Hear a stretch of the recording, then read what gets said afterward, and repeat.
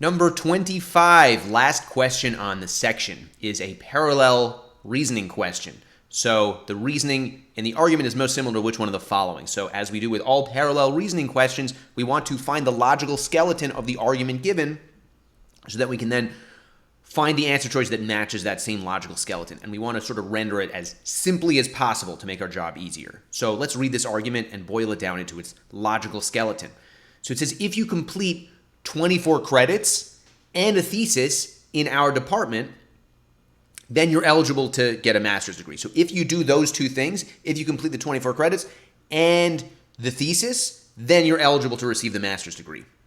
And then it says Rogers has completed the 24 credits, so he's done the first thing, but he doesn't have the last thing. He's not eligible to receive the master's degree. So remember, we said if you do these two things, if you do, we'll call them X and Y. If you do X and Y, then Z. Then you're eligible to receive the degree. So if X and Y, if both of these things are true, then Z, then you're eligible. Roger has done X. He's done one of those two things, but he's not eligible. He doesn't have the result. He doesn't have Z. Therefore, conclusion very logically says, therefore, he must not have done Y. He must not have done the second thing, the thesis, right? And again, very solid logic, because had he done both of those things, X and Y, we know that he would be Z. He would be eligible to receive the degree. So since he's not eligible to receive the degree, and since he did do X, it must be Y that's the culprit. It must be that he didn't do Y, because if he did do Y, then he would have done X and Y, which means Z would have been true, which means he would have been eligible. So anyway, if X and Y, then Z, but not Z. Yes, X and not Z, therefore not Y, right? Hopefully this is making sense, right? If these two things are both true, let's try to express it without using X, Y, and Z, just to make it a little more simple English.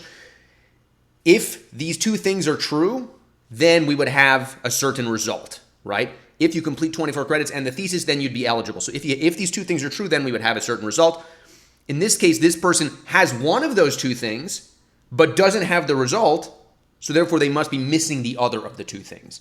Very simple logic, very solid argument. Let's see if we can find an answer that matches that same structure.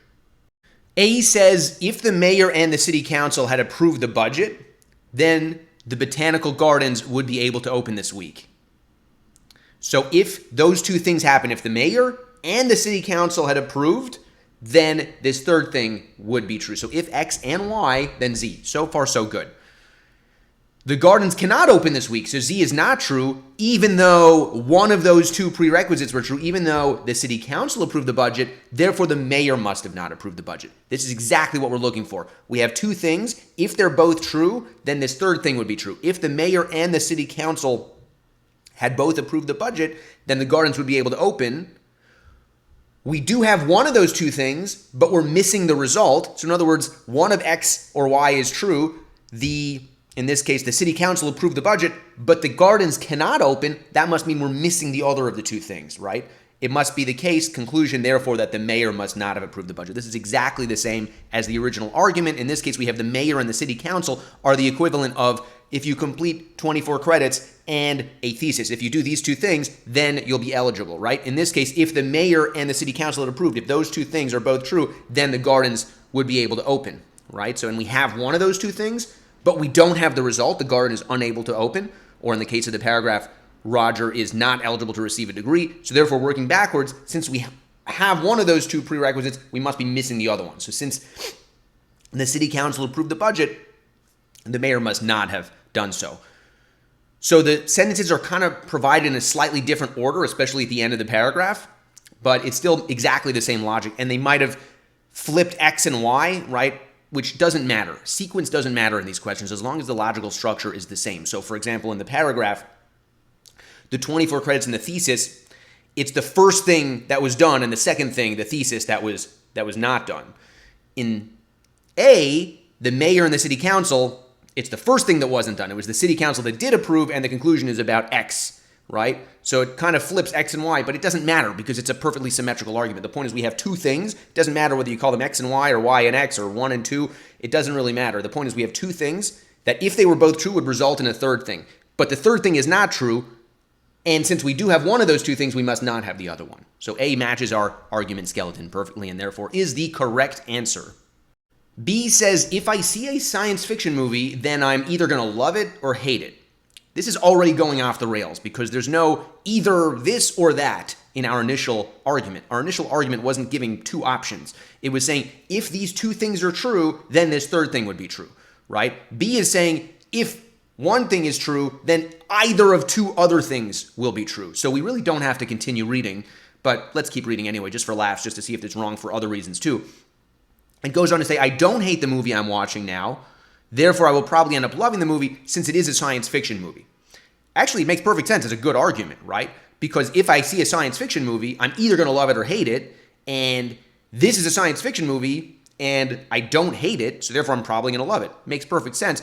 However, it doesn't match our original skeleton because it has these two options, and we're saying since it's not one option, it must be the other one. It's not exactly the same as our argument, which is more working backwards retrospectively and saying, had these two things both been true, this third thing would be true, but this third thing is not true. It's kind of a contrapositive logic. So therefore, since one of those things was true, the original two things, the other one must be false. So anyway, there's a couple reasons why B doesn't match. Hopefully it makes sense to you. Hopefully that is pretty clear, should be clear that B is a totally different argument skeleton than the one we're looking for.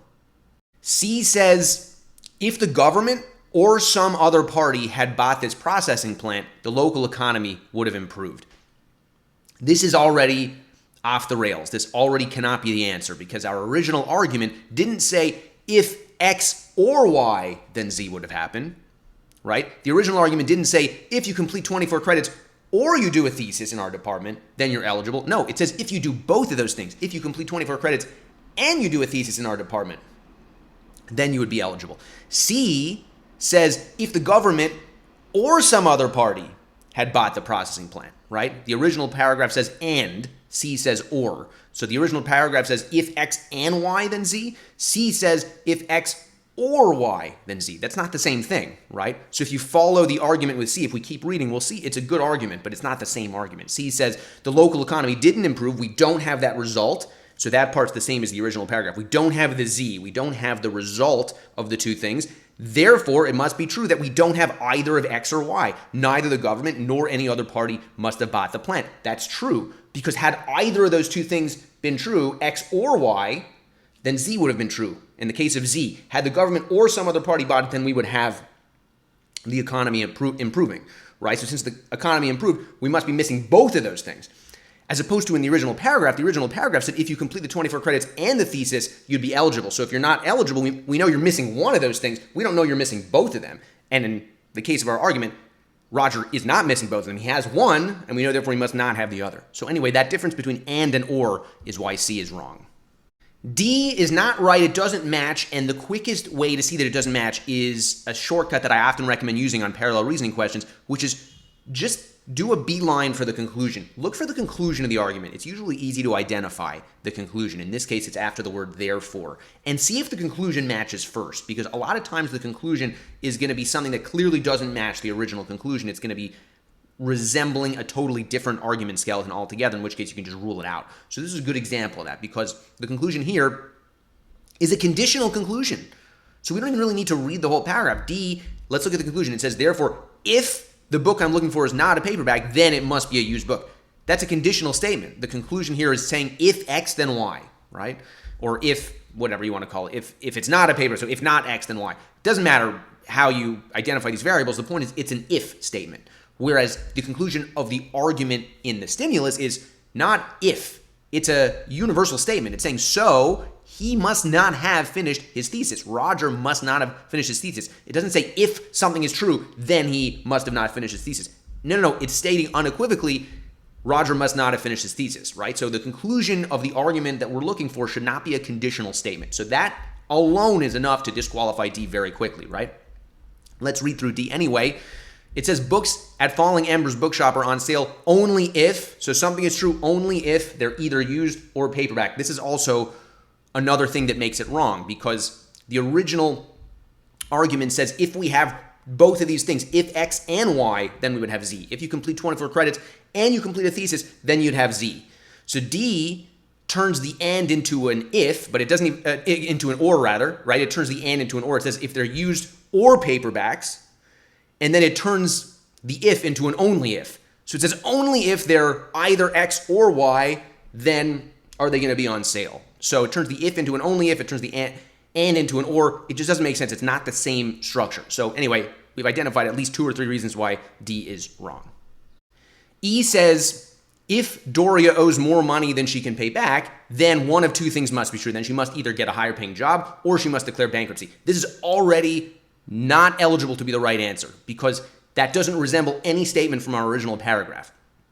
The original paragraph says, if X and Y, if you complete the credits and the thesis, then Z would be true. Then you'd be eligible to get the master's degree. E says, if X, if she owes more money than she can pay back, if one thing is true, then either one of 2 things will have to be true. So if X, then either Y or Z. That's not the same thing as if X and Y, then Z. Hopefully you can see that not at all the same statement. So we really don't even need to keep reading E. It's clearly not going to be the right answer, even though it does seem to be a good argument because it says she does in fact owe more than she can pay back, but she doesn't want to declare bankruptcy, which means she must get a higher paying job. Pretty reasonable argument because she has to do one of those 2 things. She doesn't want to do one, so she'll have to do the other, but it doesn't match the skeleton that we're looking for, so it's not the right answer.